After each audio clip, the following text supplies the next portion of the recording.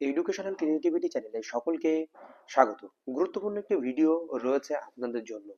OBC certificate যে বাতিল হয়েছিল, এসআইআর এ সেটি ডকুমেন্টস হিসেবে কাজে লাগবে কিনা সেই নিয়ে মামলা হয়েছিল, যাতে 2010-এর পরে যে ওবিসি সার্টিফিকেট গুলো তৈরি হয়েছে সেগুলো যেন এসআইআর এর যে 13টি ডকুমেন্টস এর মধ্যে রয়েছে শুনানির জন্য, সেখানে যেন ওবিসি 2010-এর পরে ওবিসি সার্টিফিকেটকে বাতিল বলে গণ্য করা হয়। সেটার উপরে ভিত্তি করে একটি মামলা হয়েছিল। বিস্তারিত আপনাদের সঙ্গে পড়বো, তার আউটকাম এসেছে। তাহলে ওবিসি 2010-এর পরে যেগুলো তৈরি হয়েছিল সেই সার্টিফিকেট 13টি ডকুমেন্টস এর মধ্যে কি থাকছে বা থাকছে না সেই অর্ডার চলে এলো। The only grievance of the petitioner in the present writ application is that the petitioner has made a representation to the Honorable Chief Election Commissioner, Election Commission of India, as well as Chief Electoral Officer, West Bengal State Election Commission, requesting to take up the matter at the earliest with all due seriousness and issue suitable guidelines and circular corrigendum as it deem fit within 48 hours from the date of receiving the communication, directing the officer agents may not to accept such invalid OBC certificates in the state of West Bengal as documents to claim of entry in the upcoming revised electoral roll.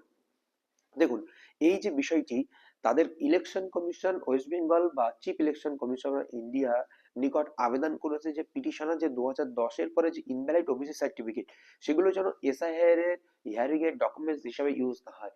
দেখুন, এই যে বিষয়টি এখনো supreme কোর্টে pending রয়েছে, যেখানে OBC 2010-এর পরে যেগুলো নিয়ে সমস্যা তৈরি হচ্ছে, তারপরে শুনানি হয়েছে, শুনানি পরে নতুন ওবিসি সার্টিফিকেট তৈরি হয়েছে।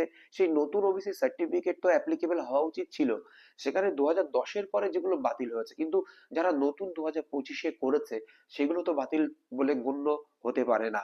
তো 2010-এর পরে যে ওবিসি সার্টিফিকেট গুলো হয়েছিল সেগুলো নিয়েই মামলা। Land Council for petitioner submit that though the application has been made on 4 December 2025, but till date no decision has been taken of the respondent authorities.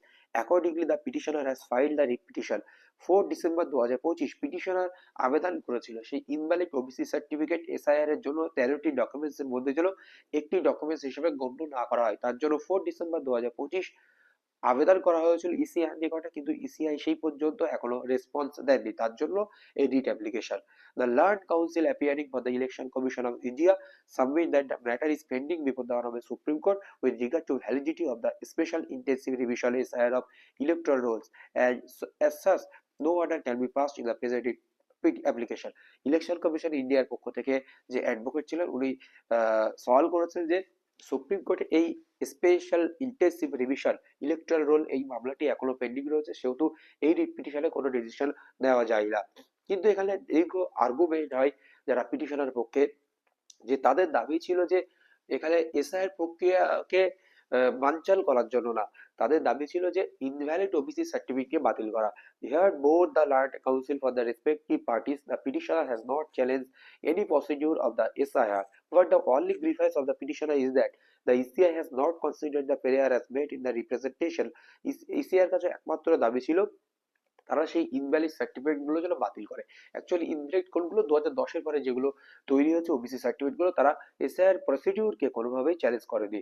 This court is of the view that no purpose would be serve by keeping the repetition pending. এই repetition pending থাকাকালীন the purpose would be served. This court is of the view that no purpose would be served, কোনো purpose এখানে serve করা হবে না by keeping the repetition pending, repetition pending থাকাকালীন। According the present petition is disposed of by directing the Chief Electoral Officer, West Bengal State Election Commission, being respondent number 5 to this writ application, to consider the representation submitted by the petitioner for December 2025 and to pass a reasoned speaking order and to communicate the same to the petitioner within a week from the date of receipt of the order. এই যে অর্ডারটি দেওয়া হয়েছিল তারপর থেকে এক সপ্তাহের মধ্যে তাদেরকে জানাতে হবে ইসিআই কি বলতে চাইছে, যে 2010-এর পরে যে ইনভ্যালিড ওবিসি সার্টিফিকেট গুলো এসআইআর এর ডকুমেন্টস হিসেবে থাকবে কিনা। সেই মতো গতকাল 31শে ডিসেম্বর 2010-এর পরে যে ওবিসি সার্টিফিকেট গুলো তৈরি হয়েছে সেগুলো এসআইআর এর 13টি ডকুমেন্টস এর থেকে বাতিল বলে গণ্য করলো ইসিআই। ইসিআই ওয়েস্ট বেঙ্গলের চিফ ইলেকট্রাল অফিসারকে জানিয়ে দিল যে ওই 13টি ডকুমেন্টস এর মধ্যে 2010 সালের পরে যে ওবিসি সার্টিফিকেট গুলো তৈরি হয়েছে সেগুলো বাতিল বলে গণ্য। আপনারা ইতিমধ্যে নিউজে দেখে গেছেন সেইগুলো। আর সেই মামলা এই অর্ডার কপি ছিল, সেই অর্ডার কপি জাস্টিস কৃষ্ণা রাও এই অর্ডার কপির উপরে ভিত্তি করে এই যে 31শে ডিসেম্বর যে ইসিআই যে নির্দেশ দিল যে ওবিসি 2010-এর পরে যেগুলো তৈরি হচ্ছে সেগুলো কিন্তু ইনভ্যালিড হিসাবে গণ্য হচ্ছে এই 13টি ডকুমেন্টস এসআইআর এর ক্ষেত্রে। এই হচ্ছে গুরুত্বপূর্ণ আপডেট। এই অর্ডারের উপরে ভিত্তি করে কিন্তু এটি আজ হলো। তাহলে যারা রয়েছেন তাদের ওবিসি সার্টিফিকেট দেখাতে চাইছেন তারা কিন্তু এই ওবিসি সার্টিফিকেটকে ভ্যালিড ডকুমেন্টস হিসেবে দেখাতে পারছেন না। ধন্যবাদ।